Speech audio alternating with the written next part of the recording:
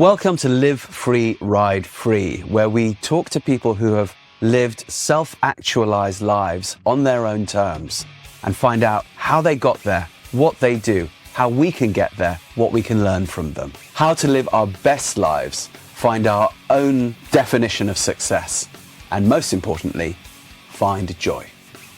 I'm your host, Rupert Isaacson, New York Times best-selling author of The Horseboy, founder of New Trails Learning Systems and LongRideHome.com. You can find details of all our programs and shows on rupertisaacson.com. Welcome to Live Free, Ride Free, episode number 1. This is your host, Rupert Isaacson. Some of you may already know me from my book and film, The Horseboy, which told the story of how I and my autistic, then very severely autistic son, Rowan, travelled across Mongolia in search of healing on horseback because he had become verbal in the saddle in front of me. And then a subsequent book called The Long Ride Home, which talked about 3 further journeys that we made in Africa and in the Australian rainforests and in the Navajo reservation, again looking for healing and finding it. What is Live Free, Ride Free? It's about people who self-actualize. What does that mean? It really means we're talking with people who've managed to successfully live life following their passionate interests. We could call that living life on your own terms. We could call that achieving a certain freedom. We could call that fulfillment. We could call that living a life of creativity and joy. But really what it comes down to is, how is it possible to live a dream, to dream a dream, go after it and live it? Because so often we're told that this is not possible. The messages that we get at school, often from our parents, from the wider community, are, no, you can't do that. You've got to go for security. You've got to get a job. You've got to immediately get on the property ladder as quickly as you can. You've got to be responsible. You've got to. And really the underlying message of that for so many of us growing up is, you're not allowed to have fun. Fun is counterproductive to success, even though people who are successful seem to have quite a lot of fun. And I remember seeing that, noticing that when I was quite young, thinking, well, how does that correlate? Well, we're not here to have fun. We're here to work. Well, why can't work be fun? Well, you're not here to have fun, you're here to learn. Well, why can't learning be fun? Why can't it be joyful? I never really bought it. I never really bought the line that you had to suffer somehow in order to be worthy. And I never quite bought the line that you had to have a bad time in order to effectively have a good time. So where was the missing link? And it's something that has gone through my whole life. So let me talk a little bit about my own story, Rupert. So I've spent my life really making my living doing things that everyone told me you can't make a living at. It started really early with my interest in writing stories and drawing pictures and that sort of thing. And people said, well, that's a waste of time. You should be doing more maths. You should be doing more science. And I was like, well, I'm not really good at those. And it's not that I don't find them interesting, but when I'm in those classes at school, my teachers humiliate me and make me feel really stupid. So I find it rather difficult to learn under those circumstances. So naturally, I gravitate towards the things that I find not only easier, but that give me joy. And what happened was I ended up becoming a writer. Now, people said, oh, well, you can't make a living at writing. And I remember hearing that as a sort of a teenager and thinking, well, but you go into a bookstore and there are thousands of books in there that are being published by companies that have been around, for some of them for over 100 years, who've obviously made quite a lot of money publishing these books. And some of these writers must obviously be making their living doing it, or how would they possibly be able to spend the time? It's very time consuming writing these books. So I remember thinking, I think I could probably do that. And then also in my childhood and early teens, I was always horse mad, horse obsessed, horse driven. As a 3-year-old, I was always being found in my aunt's farm, sitting out in the field with her old retired horses, just talking to them. And it was very, very clear that I was going to have a life around horses. And I remember my own parents saying to me, well, Rupert, that's just an expensive hobby. You can't do that. And I remember thinking, yeah, But there seems to be this thing called the bloodstock industry. There seems to be this thing called the horse industry. And people seem to buy and sell horses. And people seem to get paid to be professional riders. And people seem to get paid to breed horses. And where is the disconnect? Why can't I develop a skill set where I could maybe make my living doing this as well as other things? And of course, that's ended up, what happened. And then when I was very young too, sort of 16, 17, I got really rather heavily into playing fantasy role-playing games, Dungeons and Dragons, that sort of thing. And smoking too much of things I shouldn't smoke and listening to too much heavy metal and doing it partly because I was a bit depressed and partly because it was fun and an escapism. And again, people saying, well, this is a waste of time. You can't make a living doing this. This is just not, something which is going to be productive for you. And I remember looking at these Dungeons and Dragons books and these Dungeons and Dragons figurines and saying, well, someone's getting paid here because someone is publishing these books. Someone is selling these games. Someone is creating these figurines. Why not me? And of course, as we all know, the gaming industry since then in the last couple of decades has taken off exponentially. It's now worth much, much more than any other sector of the entertainment industry. And I ended up getting together with a group of people and putting together a TV show called The Quest, which is exactly about gamers and putting people into a fantasy world, teamed up with the people who made Lord of the Rings and that sort of thing. Now, how did I become a professional writer? I ended up writing a couple of bestsellers. How did I end up becoming a professional horse trainer? I travel all over the world doing that now. How did I end up producing media, including this gaming stuff? Well, I simply did it because I felt I didn't really have any other choice. I was so compelled by these interests that I had, these passions, if you like, that I had, that I couldn't really think about doing much else. But in order to establish myself while I was trying to figure out the professional tracks of this, I did every Joe job under the sun. I have done every construction site. I have been a window cleaner. I have been an industrial cleaner. I have cleaned toilets. I have shoveled snow. I have every menial job you can think of. And I did this for some years. And so what is true is that when you want to live free and ride free, the early years of this can be quite uncertain. And not everybody can deal with that uncertainty and that anxiety without mentorship.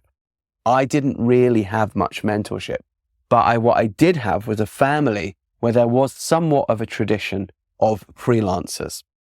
And so it wasn't completely outside the box, even though my parents were skeptical about the horse side of things and certainly skeptical about the gaming and heavy metal side of things. By the way, I do have a heavy metal band, and hopefully we will be producing an album for next year, which I'll turn you guys on to. But the writing, at the very least, they could see that could work if one really put one's mind to it. So I didn't have much mentorship. I had a bit of a precedent to follow.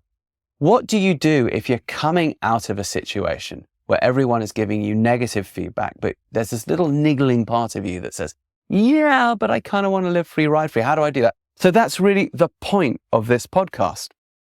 We are going to talk to mentors. We are going to talk to really interesting people who've done it, who've made it, who've bootstrapped it, who've come up from wherever they've come up from and have done extraordinary things that people said they sort of couldn't do. In this first season, I've got the amazing Sir Tim Smith, who is the head of the Eden Project in England. Absolutely amazing man who was actually a musician and then a music producer and then sort of fell out of the industry and ended up in Cornwall with his family wondering a bit what to do and discovered these gardens behind a wall and turned them into the Lost Gardens of Helligan, which is now, I think it's the third or fourth most visited tourist attraction in the UK. And then he started the Eden Project, which is rainforests under roofs, massively successful billion-dollar project.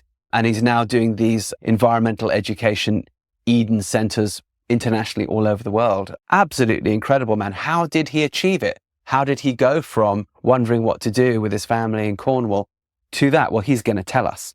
What did he say with all the naysayers? Well, he's going to tell us. How did he find the money? He's going to tell us. How did he find the drive and the energy and the mastermind community that he had to pull together? And where did he find mentorship? He's going to tell us. We've also got the amazing Tony Lyons, a guy you've never heard of, but you might have seen his books. He is a publisher in New York and he has Skyhorse Publishing. And he's one of these guys who will publish all the stuff that other people just will not publish. All the super controversial stuff, all the stuff that can really sometimes get you in trouble. I stayed at his house once and picked up the fact that the FBI were actually monitoring the internet there. Very, very brave man, very, very cool man, has made an absolute success of this, bringing, if you like, truth to the masses. How did he go from a guy in New York working on Alaskan fishing boats, trying to make some money, to running this incredible publishing house that does the cutting edge, all the conspiracy theory stuff, but really looking at where the truths of it are and where the smoke and mirrors of it are, all of the really interesting stuff that some of us maybe don't want to look at, but are always fascinated by, even down to things like coloring books and anything that will work. How did he do it? How do you become that sort of an entrepreneur? Well, he's going to tell us. I've got the incredible Warwick Schiller. Warwick Schiller's a horse trainer, but he's much more than that. He runs an incredibly successful podcast and online video library that has made him so independent that he's now on a mission to explore another of his passions, which is shamanic healing and self-transformation in these different places around the world, the rainforest, the deserts, and so on. He lives this incredible life.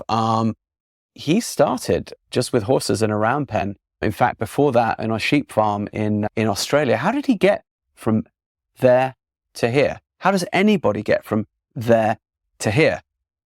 It's a process, and it's a process of dreaming. First, small dreams that become bigger and bigger and bigger, and one dream bridges to another dream. He now mentors people, Warwick, in how to do this.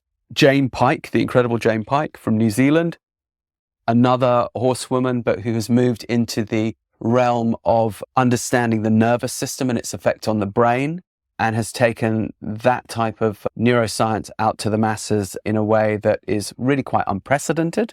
How did she do that?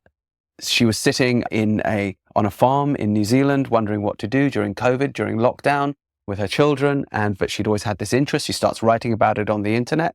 And then from there, she begins to podcast and she begins to broadcast stuff. And little by little, it grows until it becomes this sort of engine. How did she do it? She's going to tell us.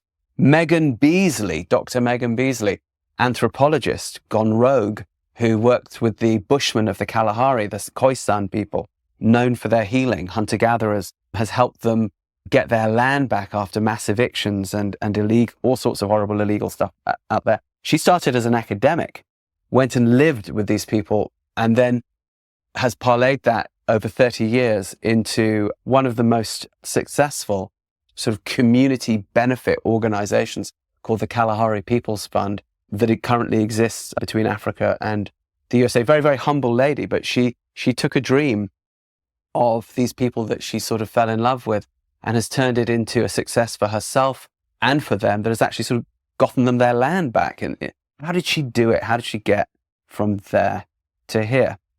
And what steps can you take?